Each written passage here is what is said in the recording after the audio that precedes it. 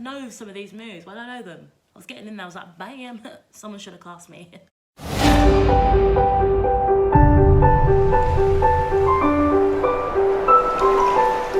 Yeah, boy, it's Auntie Willie, and today is September the 17th, which is the release of Musical Extravaganza. Everybody's talking about Jamie movie. I'm so excited to talk to you about what I think, giving you honest tea, lies and deceits. Forget about it. Stick with me and I'll tell you the real tea and whether this movie is actually worth it. Let go.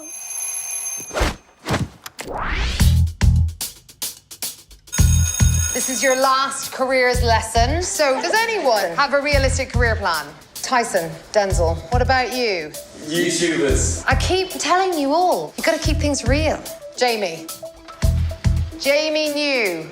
Me. Everybody's Talking About Jamie is based on a true story about Jamie Campbell, the absolute legend, who triumphed against bullies and homophobia to successfully wear a dress to prom. It was picked up by the BBC, eventually went to stage, now we have a movie, and I don't know what's next, a theme park? Either way, they're killing it. You're in such a weird time with movie musicals right now. If you look at In the Heights and Dear Evan Hansen, they haven't actually been received the best. In the Heights actually did get a good response, but that didn't translate into monetization. Their actual sales were quite low, and apparently some of the lowest that movie musical has ever seen. And then you have Dear Evan Hansen, which, you know, a lot of people were quite hopeful of, and for some reason hasn't been received quite well by the critics over there in the States. But critics are opinions, my opinion is my opinion, and we might think differently when it comes over here. But Everybody's Talking About Jamie is from the UK, birthed in the UK, it belongs to us, one of us, shut bitch, come on. I was really interested to see how this movie would actually translate into film. You know, it's a different medium of storytelling, things have to be omitted, things have to be put in just to make it work. And I've got to say, I was very impressed. Y'all got it right. Let's talk about it. The opening number, don't even know it, is wonderful. It's so good. I absolutely adore it. Max Harwood has such a rich tone. It's really bright and it just works so perfectly for these sort of like pop style musicals. I think he is so well cast. It's unbelievable. He's also incredibly stunning to look at. The camera loves him. Send me some tips, please, Max Harwood. Send me some tips. Those of you who watch the stage show, you know, how much do they really pay attention to that sort of staging? How do they translate that? How does it work coming out of a stage where we as an audience are expected to fill in the blanks with our imagination, but they don't really have that luxury of doing it with a film? You know, we can't pretend you're picking up a kettle. You know, I want to see it. By the way, if you have to pretend you're picking up a kettle in a stage show, something's gone wrong as well. Everything's just done so well. They've really painted the scene. We know they're going to be in a classroom. When he sort of imagines himself being this drag queen, we get brought into his world. It's all based on imagination. Instead of us sort of having to guess what he's thinking and then really focusing all the action in the classroom, we also get taken into his world where he has some of the most glamorous costumes. He looks stunning. And I love that because we get this glimpse into his life and his story, which they can't really execute on a stage because unless you have this sort of double, it's quite hard to have those mediums work. So film does have such a luxury of storytelling in such a unique and gorgeous and almost like the limit does not exist type way that they've really, really taken advantage of. The creators said, these are the things that we can do, let's do them. One of my favorite changes in the entire film is that they have cut the legend of Local Chanel. Oh, my Jesus. I am so happy that's happened. Even in the stage show, I'm just like, oh, if he wasn't partial development window, that should go as well. I cannot with that song. I just don't think it adds anything. You know, it kind of tries to delve in a sort of surface way below a layer of who this person actually is and why they're just there helping Jamie. But the story that sort of is created within that song is so uninteresting. I'm like, a whole song just to learn about her shooting someone. I don't know, maybe there's metaphors in it that are going over my head, but cannot with that song. Anyways, it's been replaced with This Is Me, and I'm like, yes, this is actually the first moment in the entire movie that I cried. This song is beautiful. I'm not just talking about what we hear, but the way they have chosen to show it to us, you know, we're going back in time. It's a real look into Hugo's life. We get a glimpse into who this random stranger is, which is what we need. Otherwise, it's this sort of like Tin Man, Scarecrow, and Cowardly Lion just helping Dorothy down the road. Now we know why they're there, and I love that. I love it. And it's about sort of gay history, which goes hand in hand with the AIDS pandemic, and we see people who he's loved and lost, and it's real deep, and I just love it. I really, really love it. I cried. I love it with the gradient effects and the sort of like date at the bottom, just making us feel like we're going back in time. And Jamie's brought into that action in an artistic way of looking back at Hugo's life, and it's just done so beautifully. And you then understand why Hugo is helping him. You understand his motivation, because for him, it's about community. It's about training this new generation to fight as he once did,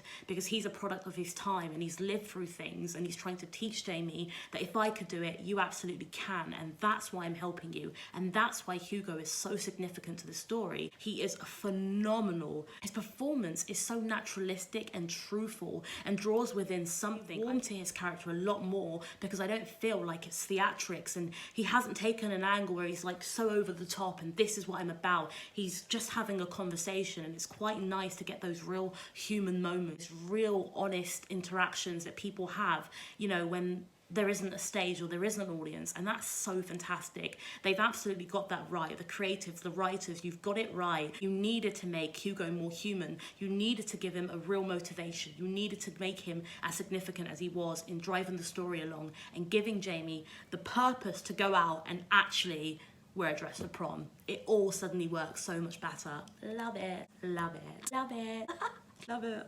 So good.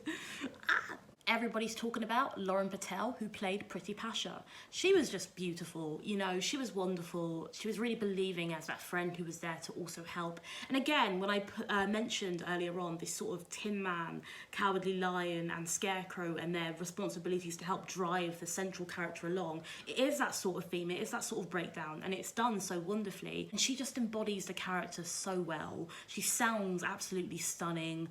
She looks stunning. I have to also mention that this movie has been sort of touring around the US. Max is all over the gaff, and so we want it to penetrate Hollywood, to really have that voice. And how iconic is it to have this character who is a Muslim as a central lead, to inspire and tell other Muslim children that you can do it too, and they absolutely can. Yes for diversity, yes for inclusivity, and yes for Muslim central leads. We need more. I said what I said.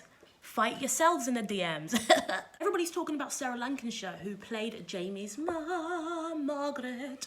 Here's my. This song was stunning. Ah, can you just, please, can you? I don't even know what I'm asking you to do, but can you do it? I just couldn't. You know what I loved about this song? I always, you know, I love it. I knew it was going to be beautiful. It's such a type song that if you're going to cast someone to do it, they have to have the pipes. So I always knew it was going to be safe in Sarah's hands. What I was really interested to see was how they were going to tell it, what we were going to see visually, what was going to be the artistic direction. And it was beautiful. We had these gorgeous cutaway shots to sort of Jamie getting drunk, him getting dressed in sort of a football kit that his father was at, and then going to this football game and sort of showing up at the pitch quite drunk, and was it abbreviated? One of those words means drunk. Why am I trying to go for smart stuff if I don't know the words?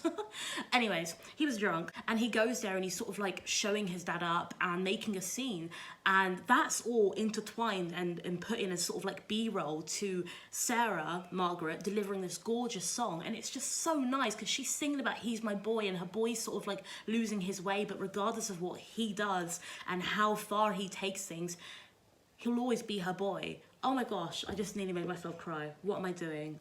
Oh. Ooh.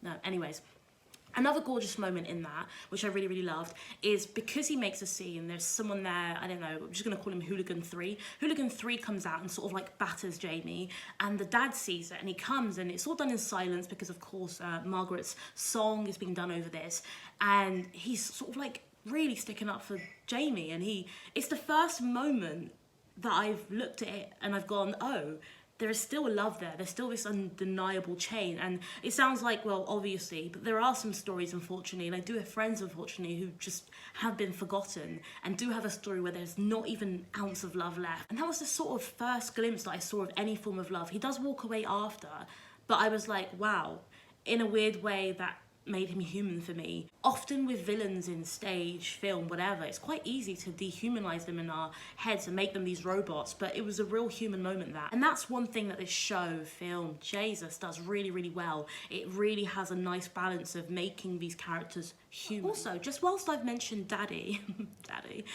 played by Wayne Innocent, there was a line that was omitted from the stage show, loads were, that wasn't put into the film, and I think it was like, and don't quote me for this, it's not word for word, this is completely from memory, but he says something to Margaret, like, you know, we're having a boy, a real boy, and she says, Jamie is a real boy, and they've taken that out, and I wish it was still in.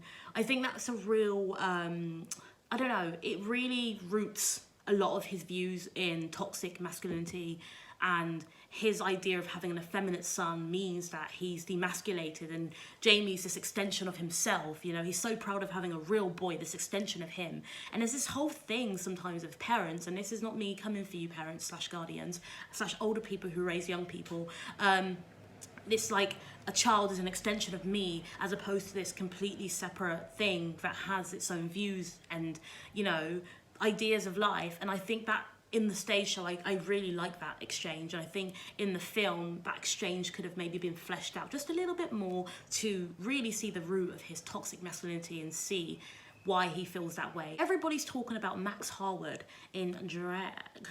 He looked good, right? He looked absolutely stunning. In the stage, we don't have a real glimpse into that whole, you know, the full drag look, because it's just sort of like a silhouette. I understand why, it's time, there's a lot of art and time that goes into drag. These beautiful men / women who do drag / non-binary people who do drag don't just look like that, you know, there's an art craft to it. If you watch Drag Race, I'm sure you know this, and so I get why it doesn't happen, and I love that they let it happen, and we got to see that. Just stunning. I loved it. Oh God, I loved it.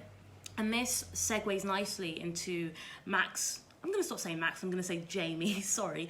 Jamie's sort of character development in what would have been considered the second act. So after he's had his, you know, amazing performance at the social and everyone's talking about him, and we see in the second act that he becomes a little bit arrogant. I think that that's actually amped up in the movie. I think at times he's an absolute little dick. I'm glad that they did that. I'm glad that they made him slightly unlikable at points, because again, it's about portraying humans, and no human in this world is 100% great, 100% bad. You know, humans are like onions. We have layers. I'm making waffles. Anyways, I think his sort of journey of likability also works really well with Dean's. The both of them together, great chemistry. The moment when they actually kiss, Jamie sort of steals a kiss from Dean. That translates so differently on film than it does in the stage. Maybe it's just me because I'm incredibly over-analytical just by nature, but I think it's so much more lighter on stage. And I think, could be wrong, but I'm guessing it's because of the audience experience, right? You know, he kisses him and the audience laugh. We might not even find it funny, but we laugh. There's an instinctive thing of this moment could be awkward, and it's nice to just laugh to even it out and make slightly potentially harassing moments lighter and not look too deep into it. In the film, we don't have that. There's no like laughter in it. Can you imagine it was like Friends and they just put in like a button, they press the button, it was like, ha ha. I would die. I'd be like, guys, you had me and then you lost me.